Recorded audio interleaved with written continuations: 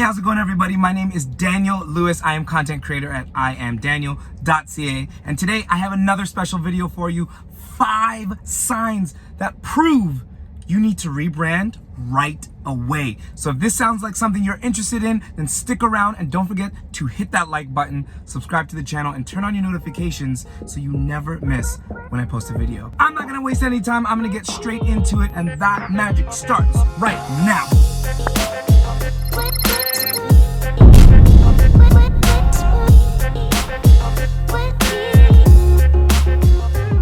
As you know, building a brand can take time, years at that, and you're never really done. It's kind of like parenting. So it's always important to make sure that you are constantly looking at your brand, looking at it head on, and making sure that it reflects your company today. And as your business goes through all these changes, this is where we tend to see many businesses fall through the cracks with their brand. So hopefully these 5 steps can help you make sure your brand is in tip-top shape.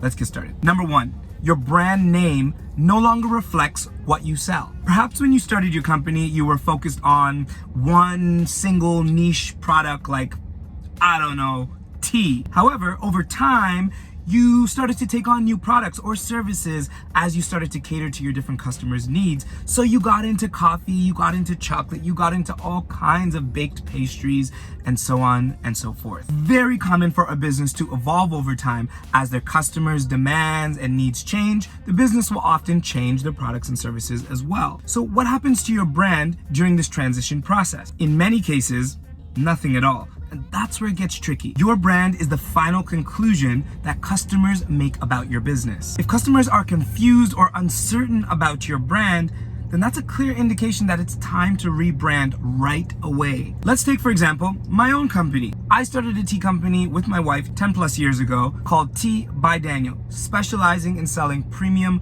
loose leaf teas and herbal infusions. However, during the pandemic, my wife and I made the difficult decision to pivot our business due to unforeseen issues. Luckily, I have a few other ventures that I'm heavily involved with that more require me to operate as a personal brand. So, what does that mean? Well, if I'm not selling tea, the first thing I need to do is rebrand to make the current change relevant to my audience and to new customers. So of course, I didn't waste any time. It was new brand, new logo, new name, let's go. Instead of Tea by Daniel, I rebranded the new company to I Am Daniel. Same Dan, different brand. Pow! So what you want to do at this point in your business is take a look.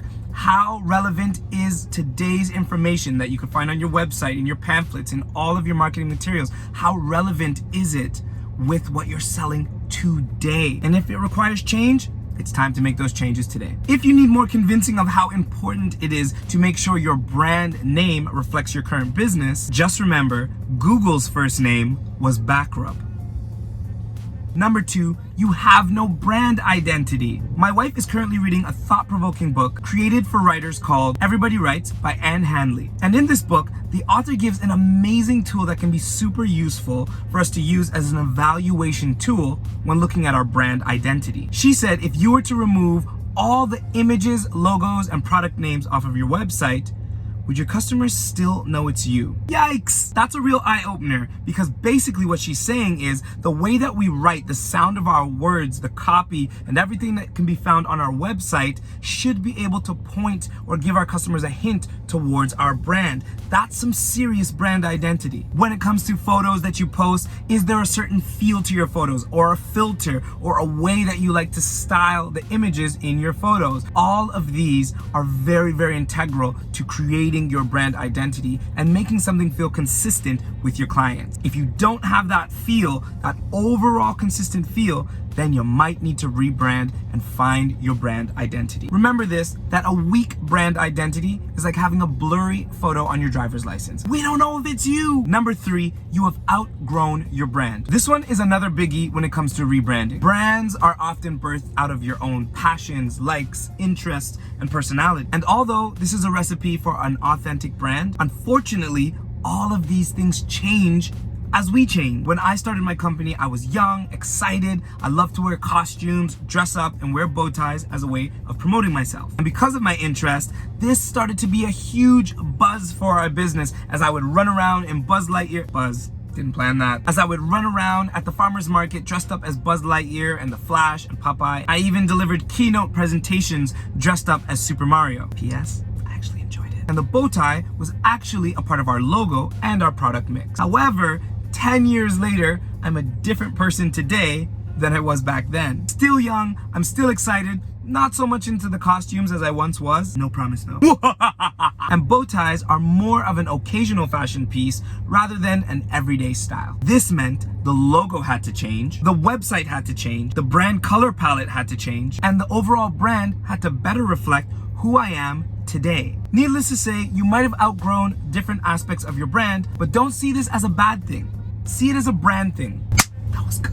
Number 4, your brand has expanded to a new market or to a new location. Now, this doesn't mean that every time you open up in a new location or move your business to a new location that you need to rebrand. However, it's more about bringing awareness to the fact that as your business begins to expand and enter new markets and serve new geographies and demographics, you will need to consider making some adjustments to certain aspects of your brand. In a way, it's kind of like marketing localization, where your brand will adapt a more tailored approach to the specific demographic or geography that it's operating in. I remember a colleague of mine sharing with me that there was this brand in the US that had a really cool product, really cool packaging, and really cool name, but when they went over into the Middle East, the name that they had chosen meant something completely different and actually offensive. So, what did they have to do?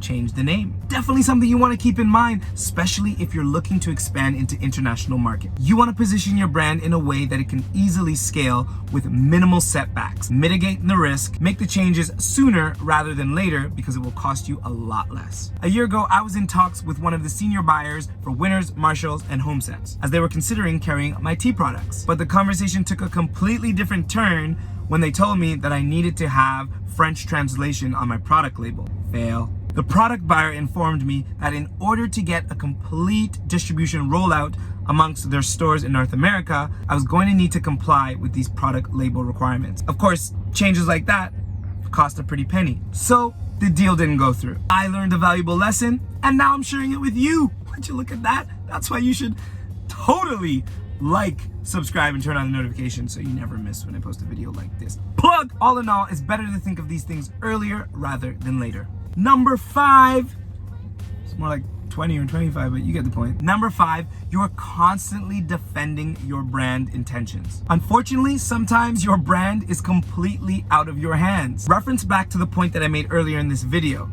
Your brand is the final conclusion that your customers make about your company. What that means is that your brand is your effort, but it's your customer's final thought. You may have intended for your brand to be seen as funny, but do your customers think it's funny? You may have intended for your brand to be seen as inclusive, but do your customers think it's inclusive? You may have intended for your brand to be luxury, but do your customers think it's luxury? Society is constantly changing every single day, and people, consumers especially, are rethinking and redefining the way that they view products and services and companies as a whole. Things that were acceptable 5 years ago when it came to marketing campaigns are probably not acceptable today. So it really causes us as business owners and brands to rethink how we brand ourselves. However, not every business or brand is willing to change to adapt to their consumers' needs or thoughts. But there is a lot of hard evidence of brands who are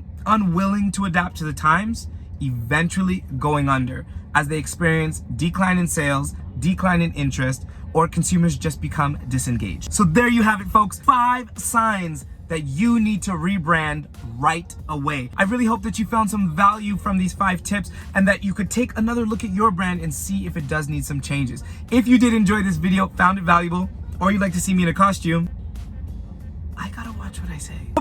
Pound that like button, subscribe to the channel, and turn on your notifications so you never miss when I post a video like this. Ooh, life, business, entrepreneurship, it's all just a big journey. When you're unsuccessful, learn from it. When you are successful, celebrate that. And always remember, be adventurous and build honest. I love you guys, and I'll see you in the next video. Peace.